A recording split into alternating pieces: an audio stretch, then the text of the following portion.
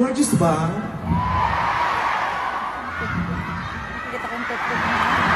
Ito. Baka akala nila nasa Canada ang Dragon Balls. What's up, madam people? I'm so happy to be here today! Kamusta kayong lahat? Ang gaganda ninyo? Ang fresh ninyo? Mukhang maginhawa ang buhay. Ang layo sa itsura ng mga Pilipino sa Pilipinas. Mukhang nakakaluwag-luwag kayo dito, ne? Mukhang nakakalanghap ng masarap na hangin. Mukhang may benepisyo ang trabaho. Sana all. Ang ganda. Ayan. Hi, mother. Ako, pareho pa tayong blandina, mother, ha? Oo, di ba? Sinasabi ko, meron ako mga deboto dito, Palaki na ng palaki talagang, ang relihiyo na itinatayo ko. Anyway. Ibaba niyo yung mga cellphone ninyo. You have to experience me live. Diba? Put down your phones. You have to experience life. Hindi lahat binibidyo. Lalo na yung mga nasa harapan. Nagbayad kayo ang mahal-mahal ng binayad ng ticket, tapos nag-video kayo, kailan nyo panonoorin pag-uwi?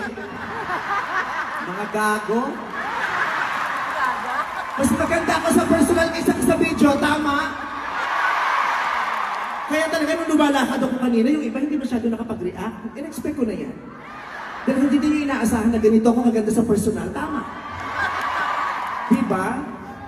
Kaya pinauna sa akin si Ann Curtis. Kasi kung nauna ako, tapos siya, magsasuffer siya sa comparison. I will feel sorry for her. Kaya naman, yan, gandang-ganda na naman kayo sa akin. Yes, no? Kung makakaway talaga kayo, kala niyo hindi niyo ako binabash sa Facebook, no? Sa bagay, I'm used to that. Yung mga bashers na nagpapapicture din sa akin pag nakikita nila ako sa personal, hindi nila napipigil. Yung ganyan. Yes. Kung ibibidyo mo ako sa taas sa mukha, hindi dito. Gago. Tapos mapapanood mo sa mga kaibigan ng Canadian. Yes. Meron tayong babaan. Okay.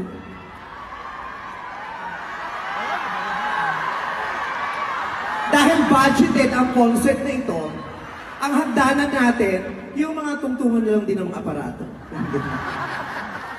Bird, ayusin mo tayo yung buhok mo, nagagalit si Jazz. Ikaw talaga, 1 lang ang sweldo mo sa akin today. Ayan. Hi, I love you too so much. Ayan. Bird, ayusin mo yung buhok ko kasi parang ganito yung buhok ko ngayon. Hindi ako papayag na... Ate, anong pangalan mo?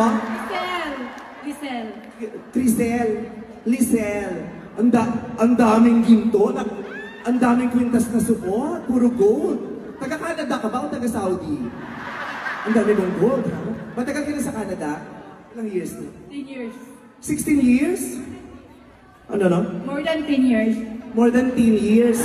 So teenager ka nung pumunta ka rito. Kaya more than 10 years. Diyos ko. Nakakaloka ka. More than 10 years ka na dito. Nakakadrive ba ng buhok ang hangin dito? Huwag ka kasi nagmumotor na walang helmet, ate. Para ka nagmotor ng patalikod. Yung split ends mo nasa gitna.